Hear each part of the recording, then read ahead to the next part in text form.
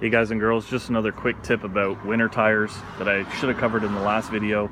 So I like to take a tire crayon and I'll actually mark on the inside face here. I'll mark it, in this case this is the rear passenger, so I'll mark it rear passenger. You could say right rear, because the right side of the vehicle is the passenger side. It's just treated as if you we're sitting in the driver's seat, so left is driver's side, right's passenger side. So I'll actually label this tire so that next year I know which one goes where.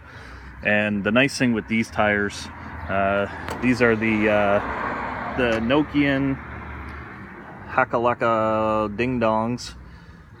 I was a little skeptical about these tires to begin with, but I saw all the reviews and I knew these were the tires for me. So the nice thing about these tires, you can see here, so as a 4, there used to be a 6 and there was an 8 there. So as the tires wear, it tells you how many, I think it's tenths that you've got left in the tires.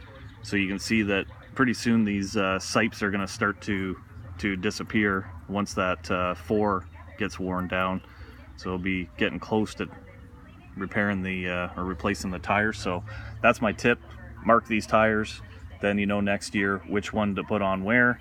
You can see on the back side of this one,